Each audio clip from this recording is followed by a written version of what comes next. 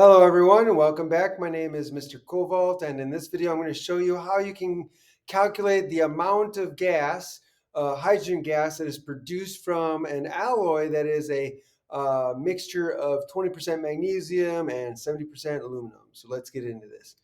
So in this problem we're told that magnesium and aluminum react with acid to give hydrogen gas. What volume of hydrogen gas measured at 25 degrees Celsius and a pressure of 0.985 atmospheres can be obtained from 4 grams of an alloy that is 20% magnesium, 70% aluminum. So how do we begin this problem? The first thing we want to do is, since they're giving us percentages of magnesium and aluminum in the alloy, and they're telling us it's 4-gram sample, we got to figure out the number of grams of each of the metals in the alloy, and then convert both of those separately into moles of the hydrogen gas that's formed. And then since it's hydrogen gas and they're giving us pressure and temperature, we're going to have to use the ideal gas law to convert that total moles of hydrogen into liters, or in a volume of the gas. So let's get started on that. So the first thing we want to do is take the 4 grams. So 4 grams of the alloy, and we're going to use the percentages as conversion factors. So when we say that an alloy is 20% magnesium, that means out of the total mass, 20% is going to be magnesium. So it's going to be out of 100. Why? Because percent means out of 100. So 20% means that for 100 units of my alloy, 20 of those units is going to be the magnesium. So I can use that as a conversion factor. So if I have 100 grams of the alloy, then 20 of those grams is going to be magnesium. So grams of the alloy cancels out. So now all I have to do is multiply and divide, and I get 0.800 grams of magnesium from the alloy. And then I just do the same thing with the percentage of aluminum. So again, I take 4.00 grams of the alloy, over 1. And then this time it's 70% aluminum. So out of 100 grams of the alloy, 70 of those grams is going to be aluminum. So there's my conversion factor.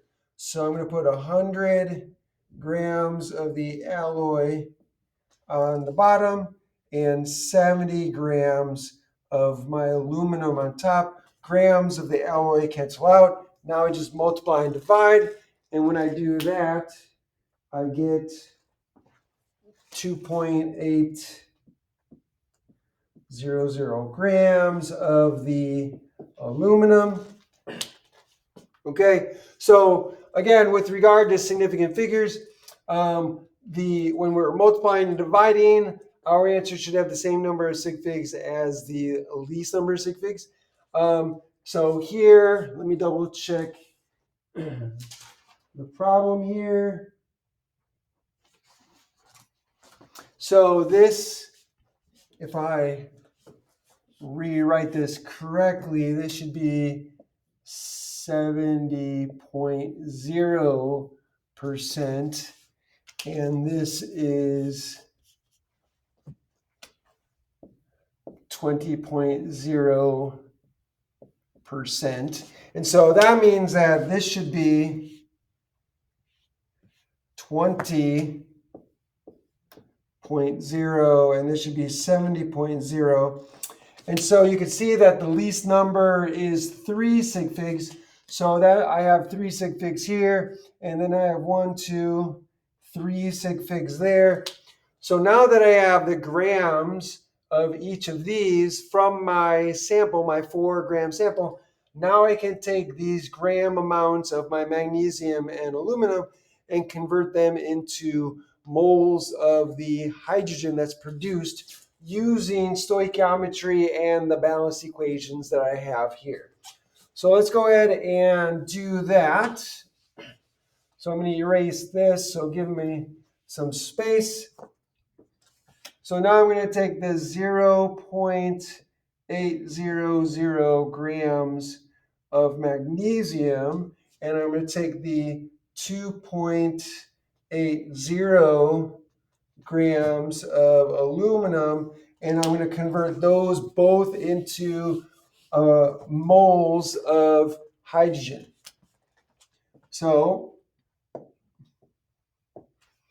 So magnesium reacts using this reaction here. So I have grams of magnesium. In order to do stoichiometry, I got to get the moles, so that way I can use the mole ratio between magnesium here and the hydrogen here. So it's a 1-to-1 ratio. So I'm going to use the molar mass of magnesium.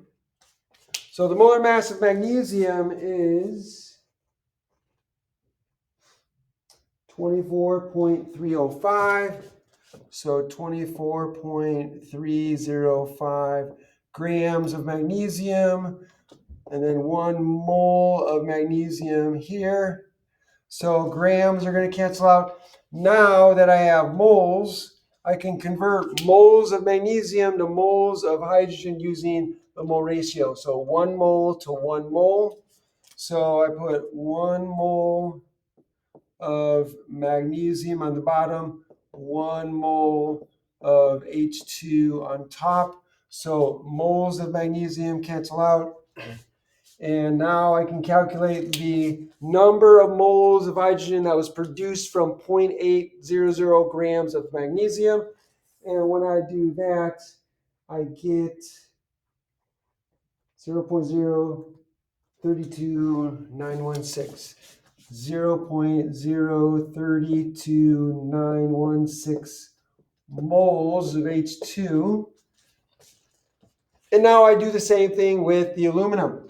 So again, I'm going to use the molar mass of aluminum to convert grams to moles. And when I look up aluminum on the periodic table, I get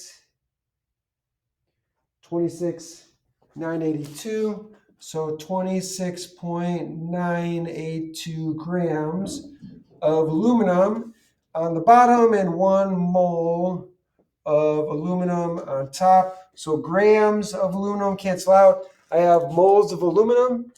So now I can use the mole ratio between aluminum and hydrogen. So here I have this equation here. So for 2 moles of aluminum, I produce 3 moles of hydrogen. So I'm going to put 2 moles of aluminum on the bottom, 3 moles of H2 on top. So moles of aluminum cancel out. Now I have moles of hydrogen. So I can now calculate that.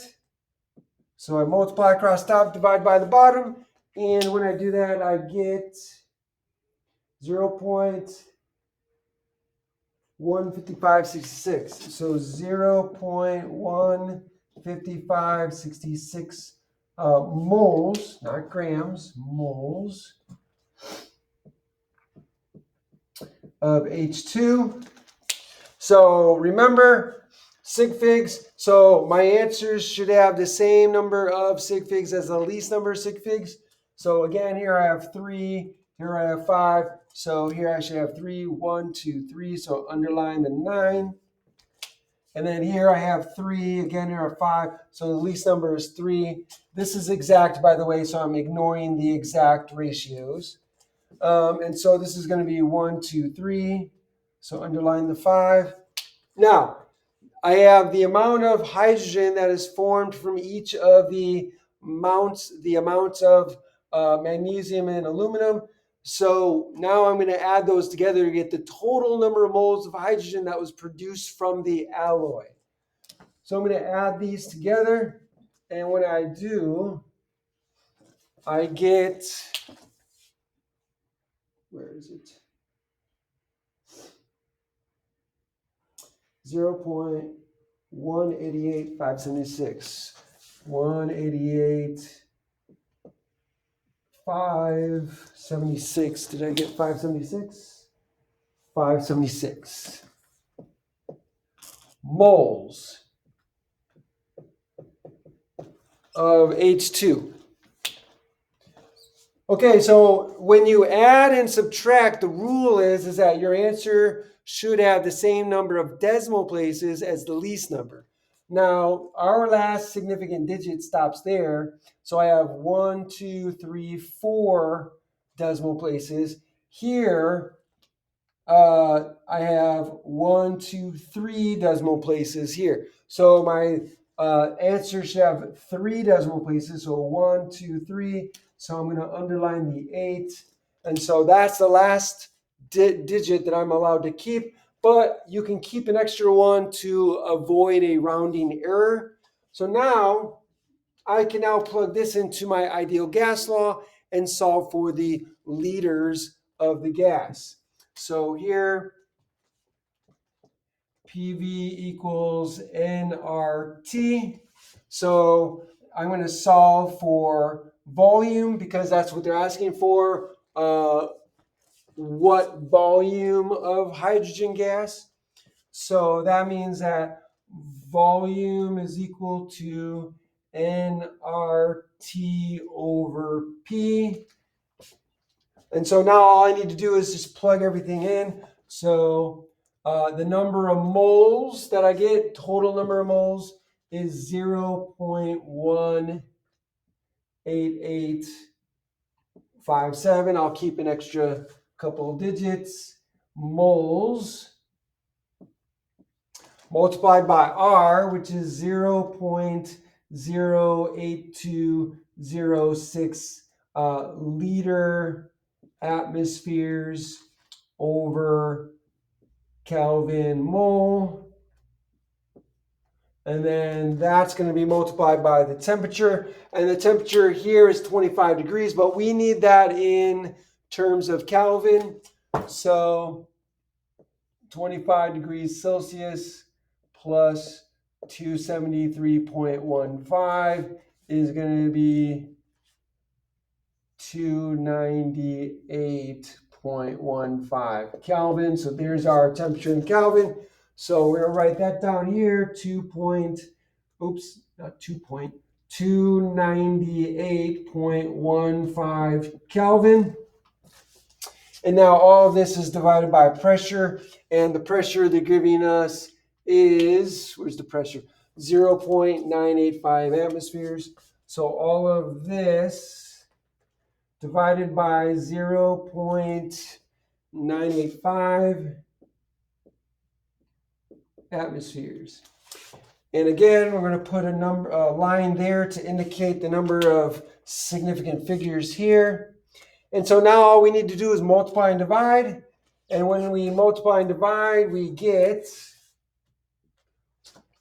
liters 4.68. So 4.68 liters of hydrogen gas was formed. And again, sig figs, again, when you're multiplying and dividing, your answer should have the same number of sig figs as the least number of sig figs in your measurements. So here we have 3 sig figs. Here we have 4. Here we have 3. Here we actually have 3 because when you add, the rule is that your answer should have the same number of decimal places as the least number of decimal places.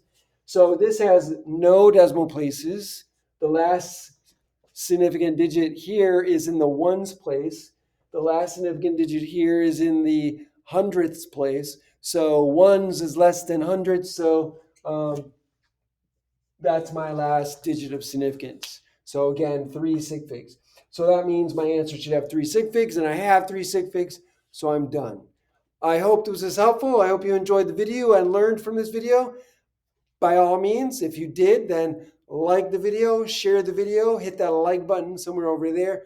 Also, make sure you subscribe to my channel, help me out. And when you do, make sure you click the notification bell. When you do that, click all so you can be notified by all the videos I put out. And finally, put a comment down below in the comment section. Let me know what you think. Ask me questions. I would love to hear from you. If you have a problem or a question you need help with, or a topic you want me to cover, put that down below. I would love to do that for you. Thanks for joining me and have a great day.